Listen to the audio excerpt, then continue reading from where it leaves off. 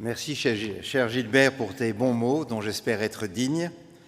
Alors, je voudrais ce soir inverser l'ordre des discours, non pas m'alarmer des atteintes à la laïcité, qui sont nombreuses, mais plutôt me demander pourquoi la France fait l'objet d'une telle hostilité de la part des fondamentalistes et bigots de tous les pays, y compris du nôtre. La rage contre Paris vient, me semble-t-il, de la séduction qu'exerce notre modèle sur de nombreux croyants. Quand la République, après des combats d'une violence inouïe contre l'Église catholique, aboutit à la loi de 1905, elle ne se déleste pas seulement du poids que le catholicisme exerçait sur l'école et la pensée, elle construit un rapport à la religion qui va séduire de nombreux dirigeants, dont Kemal Atatürk, qui à Ankara, dès 1924, va imposer une laïcité d'État à une population qu'il juge abrutie par des siècles d'endoctrinement coranique. En quoi le président Erdogan, lorsqu'il pointe un doigt accusateur contre nous, trahit aussi l'héritage du fondateur de la Turquie moderne.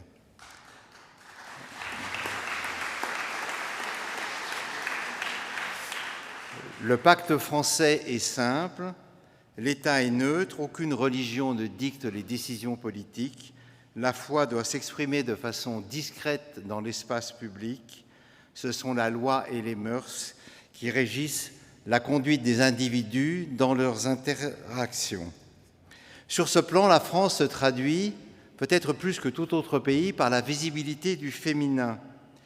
C'est la romancière américaine Edith Wharton qui, en 1918, se montrait admirative de la façon dont les femmes avaient chez nous, à l'arrière, durant le premier conflit mondial, sauvé la nation quand les hommes étaient au front.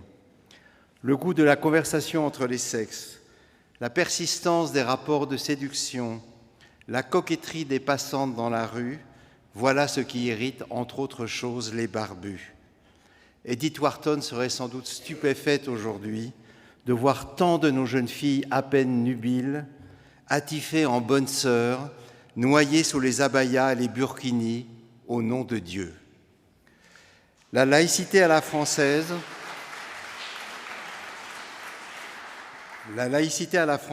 devenue un champ de bataille d'interprétations opposées, organise la coexistence pacifique entre les cultes, mais elle permet aussi de s'en affranchir. Elle prévient la persécution des foi par l'État, mais aussi la persécution des consciences par une religion d'État. Grande différence avec le monde anglo-saxon. Elle protège les religions, mais elle nous protège aussi des religions. La loi républicaine est au-dessus de la loi divine, car elle organise l'égalité de tous les citoyens. Affolement des fondamentalistes. La France est détestée non pas parce qu'elle opprimerait les musulmans, mais au contraire parce qu'elle les libère. Elle offre à chaque croyant la possibilité de vivre sa foi, mais aussi d'en changer, voire même de l'abandonner ou de se convertir à une autre. L'indifférence en matière de religion devient une option offerte à tous. Terrible perspective pour qui veut imposer à chacun rites et ablutions, jour et nuit, de la naissance à la mort. La protection des minorités est aussi le droit, pour chacun de leurs membres, de s'en retirer sans dommage, par l'éloignement ou l'oubli, de se forger un destin propre, d'exister à titre de personne privée qui ne se déduit pas de ses racines. C'est la grande différence avec le multiculturalisme nord-américain qui rive chacun à sa couleur de peau et à ses origines. La laïcité, c'est donc aussi le droit, sur le plan religieux, de délaisser la foi de ses parents, voire d'en embrasser une autre. Le chantage à la solidarité ethnique, raciale, religieuse, à la fidélité à l'Oumma, sert de rappel à l'ordre pour les déserteurs éventuels et bride leur aspiration à la liberté. N'en déplaise aux bigots du Washington Post, de Fox News, du New York Times, wokistes de gauche comme wokistes de droite, toujours promptes à nous faire la leçon, on ne voit pas d'exil massif des musulmans de France vers le Maghreb ou le Machrek. Au contraire, Ils savent que chez nous, ils auront la possibilité de se sentir français. Ils savent que chez nous, ils auront la possibilité de se sentir français avant d'être catholiques, athées, agnostiques ou musulmans. Ils pourront reléguer leur croyance à la vie familiale ou dans leur fort intérieur, voire même de la suspendre. À ce propos, et pour tous ceux qui adhèrent encore à la fable et à la farce d'une Amérique terre d'élection de la liberté d'expression, rappelons un petit fait. Pas un journal outre-Atlantique n'a publié les caricatures de Charlie Hebdo. Pire même, ils ont vomi sur Charlie, même après l'attentat. De l'autre côté de l'Atlantique, les nazis ont le droit de défiler toute bannière déployée comme bon leur semble dans toutes les villes, mais la satire religieuse est bannie. Et les choses ne vont pas s'arranger depuis que la Maison-Blanche a ouvert, comme l'a dit tout à l'heure Gilbert, un bureau de la foi. On décrit parfois l'Hexagone comme une forteresse assiégée, en proie à un adversaire implacable, l'islam politique. Je crois qu'on peut renverser la proposition avec autant de pertinence. Derrière la vocifération de ses adeptes, l'islam politique est lui aussi assiégé. Nous sommes plus forts que nous le croyons, les fous de Dieu plus faibles qu'ils ne le pensent, car nous les avons déjà gangrénés de l'intérieur.